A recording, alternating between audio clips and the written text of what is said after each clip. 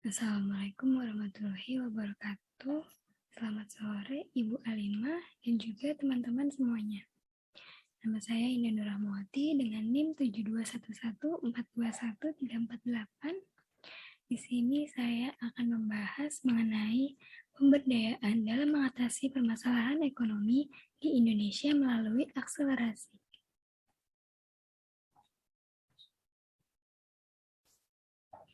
Pemenuhan kebutuhan pangan di Indonesia dalam aktivitas kehidupan sehari-hari banyak menghadapi permasalahan ekonomi dan sistem produksi yang diakibatkan karena tidak seimbangnya jumlah kebutuhan dengan jumlah produksi barang dan jasa yang disediakan oleh produsen.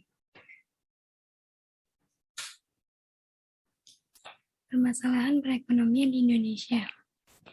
Permasalahan perekonomian di Indonesia bila ditinjau dari sudut pandang penggunaan faktor dari hasil pertanian di Indonesia, dapat terjadi akibat ketidaktepatan penggunaan faktor-faktor produksi yang ada dalam perekonomian.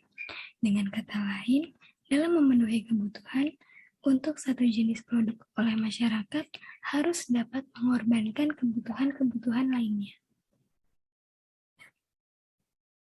Bila diamati dalam setiap sistem perekonomian, akan terdapat atau bahkan selalu terjadi kecenderungan ketidakefisienan pemakaian faktor produksi yang akan lebih banyak terjadi di negara berkembang. Adanya keinginan kuat mengejar teknologi produksi yang tinggi, maka banyak investor menanamkan modalnya, namun kenyataan yang dihadapi adalah lemahnya daya beli masyarakat dan kualitas barang yang dihasilkan oleh negara berkembang masih rendah, sehingga sangat sulit menembus pasar ekspor. Kejadian tersebut menyebabkan terjadinya pengangguran kapasitas terpasang.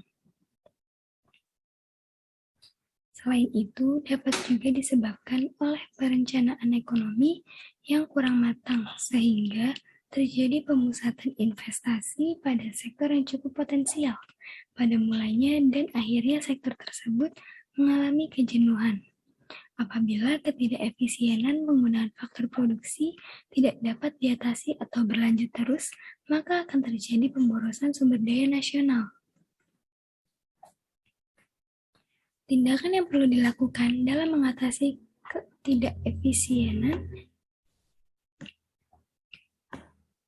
penggunaan faktor-faktor produksi ini adalah akselerasi pelaksanaan berbagai kebijakan berpihak yang salah satunya adalah pemerataan dalam berbagai hal, meliputi pertama, pemerataan pembangunan perekonomian di segala bidang dan sektor, beserta sarana-prasarana, keterbukaan akses informasi, pemasaran, infrastruktur, dan kelembagaan yang terkait dengannya, pendidikan dan keterampilan, dan segala fasilitas terkait dengannya, pendapatan, kesempatan kerja, dan berusaha, rasa aman, peluang, dan kesempatan, serta iklim yang kondusif untuk berinvestasi dan akselerasi berbagai pelaksanaan program kebijakan lainnya. Yang kedua, membuat perencanaan pembangunan ekonomi yang terpadu dan menciptakan sektor prioritas yang telah direncanakan sampai batas tertentu, sehingga tidak terjadi pemusatan investasi pada sektor industri yang menguntungkan saja.